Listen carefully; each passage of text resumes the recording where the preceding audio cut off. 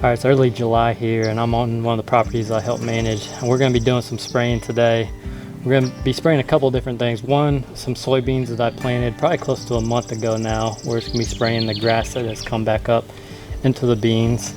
And then we're also going to be spraying some fall plots that will be fall plots. They'll be Big N Beasty that I'll probably plant in about a month. So we're just starting to get these areas prepped. They're a little bit smaller micro plot type areas. But we thought it'd be a good opportunity. I got my good buddy Zach with me. Thought it'd be a good opportunity to go over some of the things you always want to keep in mind when spraying. Zach's gonna offer a few pointers and things that he's learned over the years when it comes to spraying herbicides. Yeah, so obviously anytime you're dealing with herbicides, you want to make sure that you're taking as many precautions as possible. The number one time that you're going to have a possible exposure is actually going to be during the filling stage of actually putting pesticides inside of our sprayers itself. So you can see here today with us, we got, so chemical resistant gloves, and Jared and I wanted to make sure that we were wearing glasses when we're filling up as well, because dermal exposure to the skin is going to be the most common exposure that you're going to have when you're filling up these sprayers. But also knowing too that, this isn't a perfect system that we have here. We have an open cab unit that we're running through these plots today. So ideally we'd have a closed cab unit. And then we would limit the amount of time that, driving through the plot that you could be inhaling any of these pesticides. But, it's not a perfect system, so we got to keep in mind, wind conditions and also the weather conditions when we're out there spraying today. So to make sure we're not wafting it into our face, when we're driving through these plots today.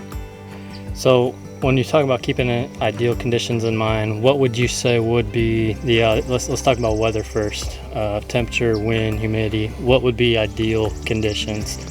Well, so like for what we're spraying today, like we have a lot of Roundup in what we're spraying. So ideally any conditions from 50 degrees Fahrenheit to 80, that's going to be your ideal range for temperature wise. Obviously here in Iowa, especially this time of the year, humidity is a big factor of what we're talking about. Very humid conditions, hot, so maybe we're not ideal conditions for spraying today, but really the ones that you want to avoid are really cool temperatures where you have high humidity, because that actually increases the likelihood of volatilization, which the actual chemicals are going to be evaporating into the air itself rather than going onto the whatever substrate you're trying to spray it on. Yeah, that makes sense. And the obviously sometimes these projects just come down to whenever we have time to get the work done. Right. Unfortunately, can't always wait for the ideal conditions, but I think it's good to at least talk about them. How about time of day? Like, is there a better time of day this time of year? Is it better to do it first thing in the morning when there's still a lot of dew on the ground, or do you want to wait till that dew kind of gets off of there? And ideally what you would want to do is you want to wait a few hours into the day when that dew actually dries itself out a little bit. Anytime that you have moisture laying on the ground, that can affect the actual results that you have from the chemical itself being on the plant. So most of the stuff that we're spraying today is a contact killer. So you want to have as most contact with that plant as possible when you're spraying. And anytime you're going to have residual effect of other moisture content, that can ultimately affect your kill rate that you have on some of these plants that we're going after today. Yeah. Well, we're gonna get rolling. Like Zach said, we don't have necessarily ideal conditions. It's probably mid 80s right now. It's about mid-morning though, so the time of the day is just fine. Zach's basically just gonna be spraying Roundup or glyphosate on the beans. He's gonna get rolling on the beans just again to kill those grasses that are coming up. We have Roundup ready beans. And then I'm gonna start on the fall plots, and I actually add some 2,4-D to that mix as well, just to kill some of the broadleafs that are in these little areas. So we're gonna get rolling, and hopefully everything will go smooth today.